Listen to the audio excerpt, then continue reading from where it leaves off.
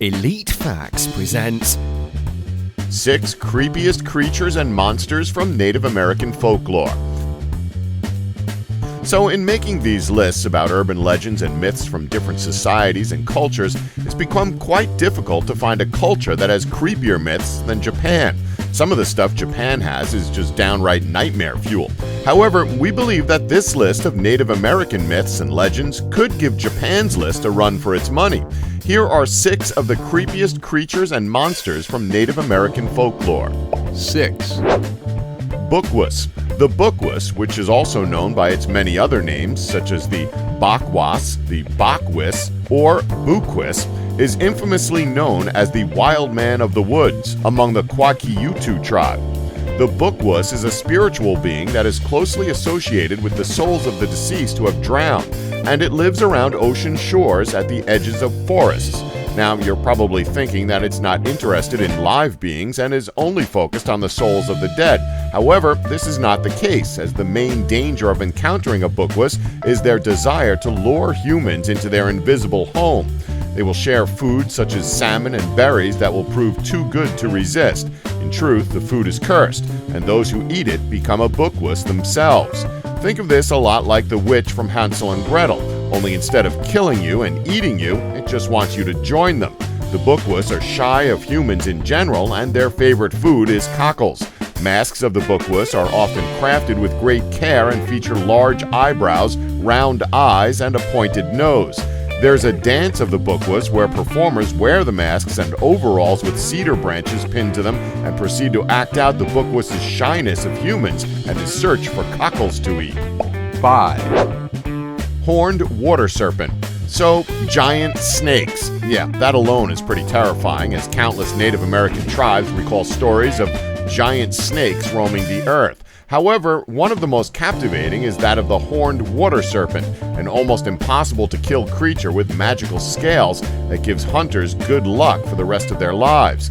Legends say that the snake, called Uktina in many stories, boasts a powerful body as broad as a tree trunk, intimidating curved horns, and shining spots. Uktina can only be killed when shot in the 7th scale from its head. Based on what has been said in the Cherokee legend, the great warrior Aganutnitsi successfully killed Uktina and brought back the shining 7th scale, which resembled a large, transparent crystal with a blood-red streak at its heart. Much like living things, the crystals retain mysterious powers. If it's not satiated by being coated in the blood of small game every week, it takes on the appearance of fire and goes out in search of blood, which it takes by murdering people. Legend also states that the warrior who manages to tame the Uktina crystal will enjoy a life of successful hunting, rainmaking, and romance. To be fair, what woman is going to say no to a warrior riding a giant-ass snake? Wait, don't answer that. 4. Potemkin. In this day and age, the Potemkin got exposure from the movie Twilight, unfortunately, gave reference to the real-world myth about the case of the Cold One.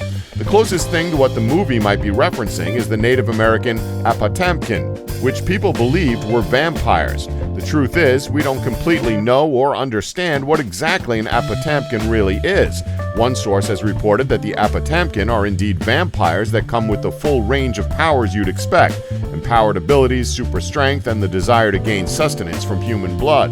Unlike the modern vampire, Potemkin could also feed off animals and had more of a zombie corpse aesthetic to them, hence the name Cold One. And no, we're not talking about a cold one with the boys. I know there are some memers out there who are thinking that right now. Anyway, another tale states that the Potemkin actually wasn't a vampire at all, but rather a sea serpent that dwelt along the Passamaquoddy Bay, which is a far cry from what the original myth really is. This version states that when people become careless and walk too close to the water's edge, the Potemkin would snatch them and drag them into the water.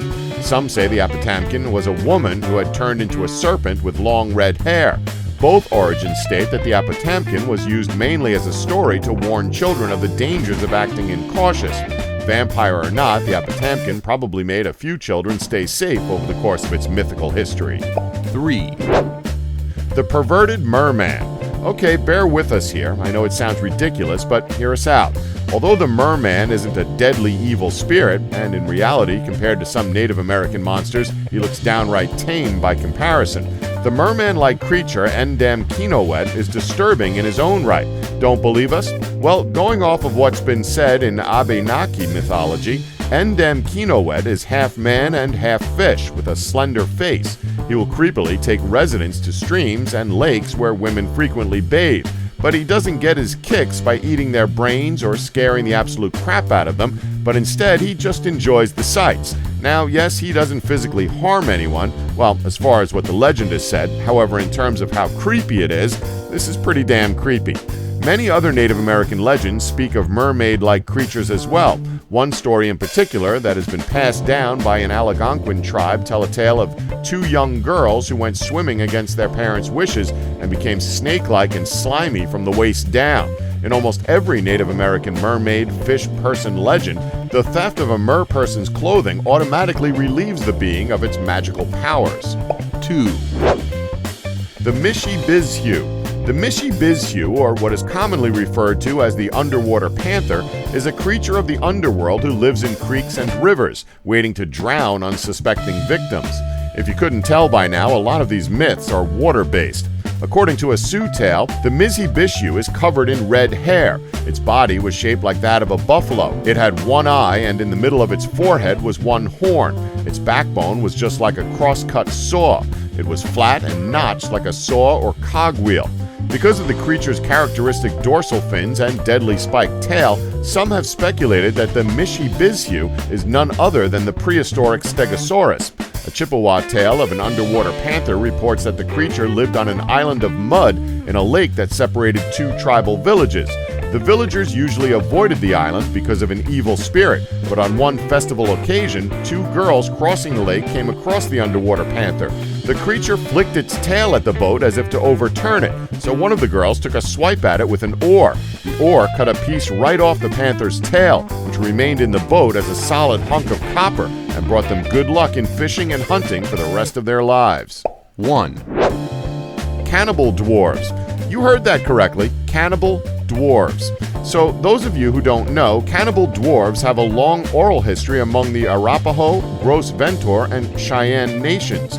Legends has it that these little people are bloodthirsty, child-sized creatures, also known as Tai-Hi-Hi-Han, which means strong in the Arapaho language. Cannibal dwarves are surprisingly fierce fighters who are fast enough to outrun an Arapaho warrior. While cannibal dwarves might be insanely fast and strong, they are also pretty damn stupid. According to one story published in the Handbook of Native Mythology, a warrior was captured by a cannibal dwarf, and in order to delay the inevitable, he tried to strike up a conversation. Noticing the dwarf hearts hanging on the walls around him, the warrior asked what the gruesome organs were. The dwarf told him that they were the hearts of his relatives, who were out hunting at the time. The warrior then pierced the hearts one by one. The dwarf wasn't sharp enough to realize that piercing those hearts would kill his family. With a final stroke, the warrior pierced the heart of the dwarf who was holding him captive last, and the dwarf who wanted to eat him immediately dropped dead. And there you have it. Do you know of any creatures or monsters from Native American folklore that we left off of our list? Let us know in the comments below. And thanks for watching. Don't forget to like us and subscribe for more elite facts.